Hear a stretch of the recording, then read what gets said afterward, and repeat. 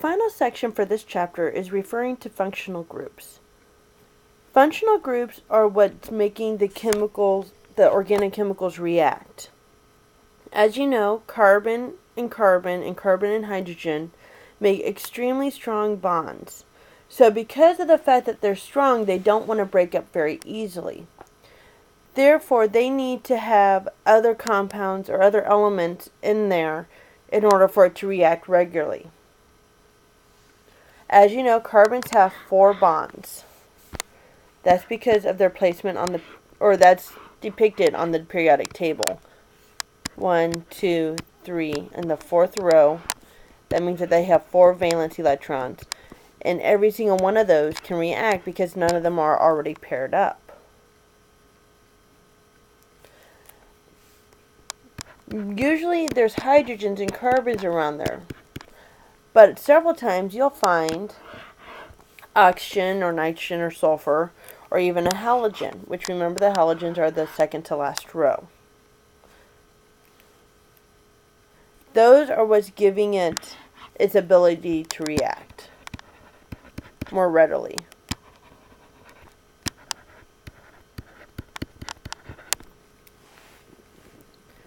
These have more electrons around them than the carbon does, which is making it what's called electron dense. It's also making it more polar because of that. The electrons are what's reacting, and when you have more of those, it's going to react more often. So if we're looking at the periodic table again, here's carbon in the 4th row. It has 4 valence electrons. Here's hydrogen in the 1st row. So it only has 1 valence electron. So it only has 1 dot.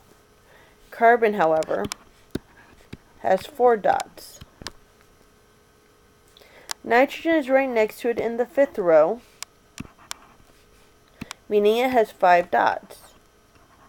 It has 4 dots at first, and then you go in and pair one up. That's how you get this double electrons there. And here are the 3 single electrons ready to bond. Oxygen and sulfur are both in the 6th row. So when you're doing an oxygen drawing, 1, 2, 3, 4, you need 2 more electrons, so that means 2 of them gets paired up. That's why you have 2 sets of double electrons here. And then finally, the halogens are in the 7th row, meaning that they get 7 dots. For instance, fluorine, 1, 2, 3, 4. They need 3 more. 2, 3. Here's the one area for it to react. Functional groups are essentially where if we have a carbon and hydrogen compound here, for instance, this is butane, because it has 4 carbons, 4 is bute, and there's no substituent, so it's just straight chain butane. Essentially, one of these hydrogens or a couple of these hydrogens have been removed in order to be replaced by something like an oxygen instead, or a sulfur instead. And that's making this whole compound more reactive because of this area right here that got exchanged. And when that happens, we can group them. That's why they're called functional groups. Because once it has a sulfur, all the compounds, or many of the compounds that have sulfurs, react in similar ways, so we can start grouping them together. So it can be composed of an atom or a group of atoms that react in similar ways. You replace a hydrogen with some other, in the alkane, with some other group of elements. And it's just simply another way to classify the organic compounds. by the reactivity and by what elements are in there. Alkenes, alkynes, and aromatics. Alkene, E&E, means that there's a double bond. Y-N-E means that there's a triple bond. Aromatic, so with alkenes, we have a carbon-carbon double bond there. That's depicted by 2 lines between the carbons. Whereas alkyne has a triple bond, which is depicted by 3 lines. An aromatic, this is how they depict it, but in reality what's going on, this is actually more accurate. This is what it looks like in nature. But if we were to draw it individually, it would be alternating double bond, single bond, double bond, single bond. Remember, there's a carbon, and each carbon has 4 bonds. So 1, 2, 3. There's another hydrogen up here to make its 4th bond.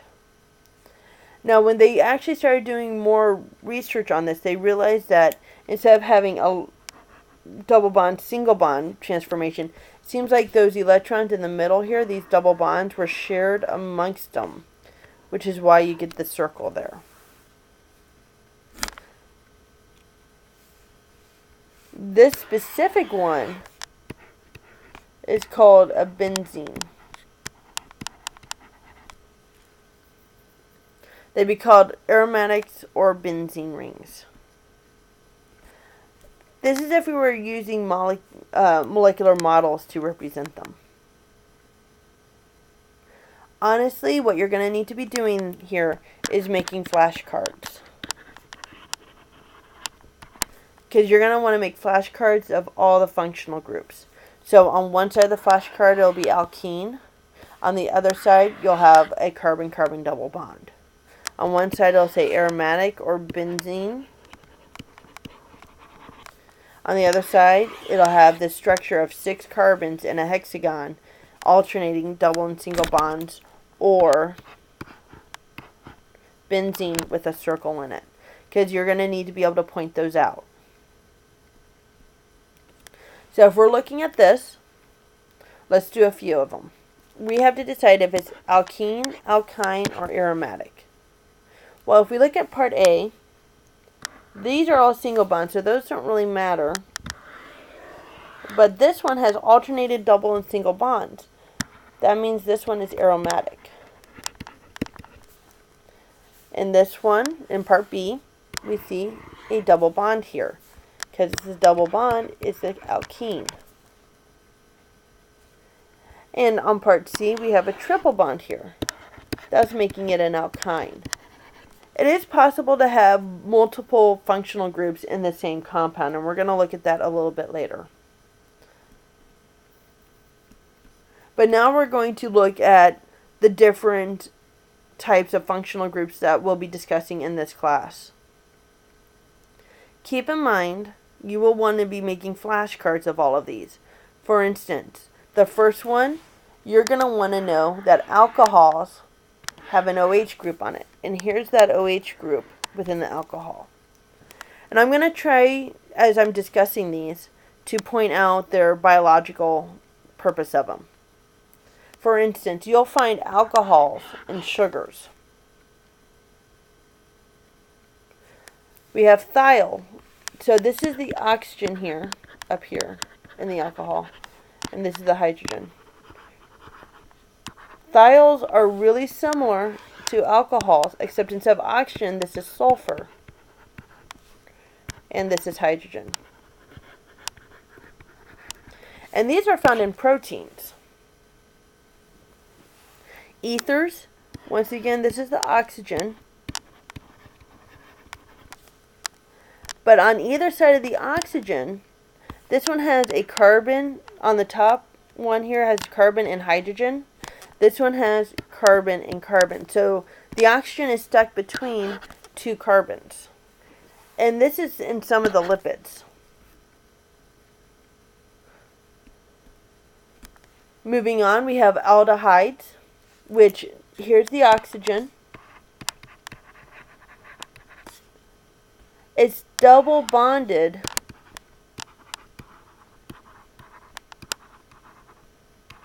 to a carbon. So aldehydes have a carbon-oxygen double bond.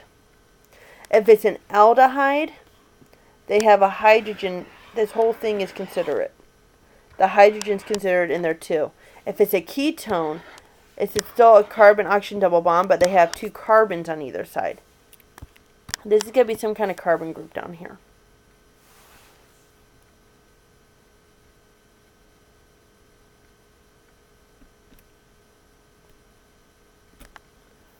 Carboxylic acid still has that double bond, so here's the oxygen. It's kind of a combination between an aldehyde and an alcohol. Because here we have the alcohol here. We have the oxygen. And we have the hydrogen. So we have the double bonded oxygen and an OH group down here. And those are in fatty acids. Esters are like a combination of an aldehyde and an ether. Because here's the oxygen, and it's between 2 carbons, just like an ether is. But we still have that double bonded oxygen on the top. And these, once again, are in fats.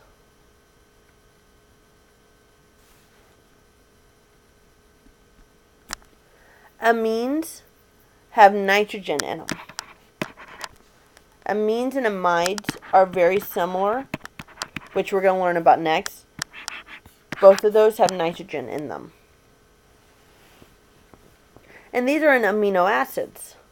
So when we're looking at these,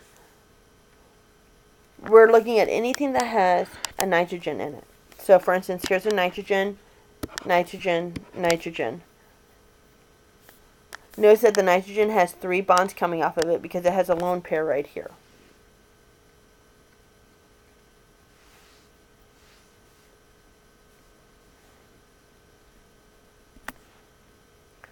Amides have that nitrogen, but it also have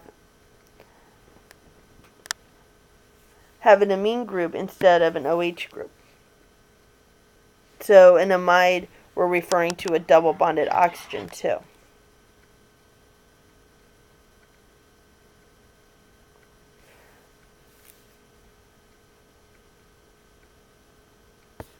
Those are mainly in proteins. So you're looking for a double bonded oxygen and a nitrogen. That's what you're going to be looking for. Here's an example of an amide in the body. This is urea. It's found in urine. So this is a summary on the right-hand side of all the organic functional groups that we're discussing. And for examples here on the left-hand side, you'll find a few examples of organic compounds. So when we're looking at this, we see a lot of double bonds in vitamin A. That means these are all alkenes. Also, we have an OH group here. That's an alcohol. So you can see the relationship amongst the functional groups in actual compounds that we need. Vitamin B, we have nitrogen involved. We don't see any double bonded oxygens, so that means these are all amines.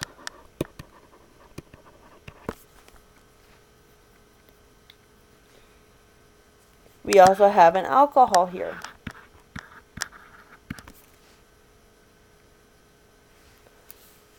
And we have a sulfur, which means we have thiol. And glucose, which is a really, really important compound for multiple reasons, we have an ether here. We have an alcohol here, here, here. Alcohols are all over the place in glucose. So you can see the relationship of the compounds with the functional groups. once again, you're going to want to make flashcards on these, because you're going to need to be able to identify these. So alkene will be on one side, whereas you'll have the double bond on the other. Or thiol will be on one side and sulfur will be on the other. Because you want to be able to match up these compounds. So we are going to say whether it's an alcohol, ether, aldehyde, ketone, carboxylic acid, ester, amine, or amide. Oh, there's a lot of them there. So we're looking for things that aren't carbon or hydrogen first. That's going to be a key area to look in. So these are still that's part of the chain. OH, oxygen is where it changed. That's going to be an alcohol. So we've used alcohols now. We don't need that anymore. Oxygen is not carbon or hydrogen, so we're going to look in this area. Is it between two carbons? That means it's going to be an ether. Because you notice that with ether, it's oxygen with two carbons on either side. We've used that one now. Nitrogen is not carbon or hydrogen, so we're going to look in this area. We're looking for nitrogen with carbon, hydrogen, and hydrogen bonds. So we have to decide between amine or amide. Well, amide has a double bonded oxygen. This one does not, so that means this must be an amine. Oxygen, we have two oxygens here, so we're going to look for a double bonded oxygen and an OH group. So when we're looking here, here's a double bonded oxygens right here. This is the only one with an OH group. That means that this must be a carboxylic acid.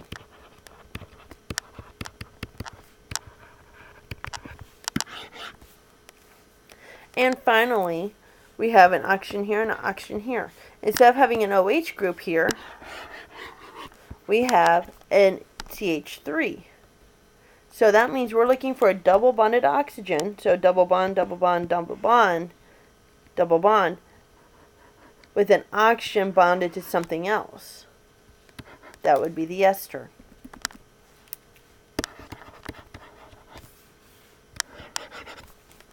We didn't actually use the amide, ketone, or aldehyde in this scenario. We have alcohol, ether, amine, carboxylic acid, and ester were all used in these examples. And that is the end of functional groups. Remember, you're going to have to be able to point those out, which means that you're going to need to memorize these. Do not forget to do the end of section review problems so that way you're prepared.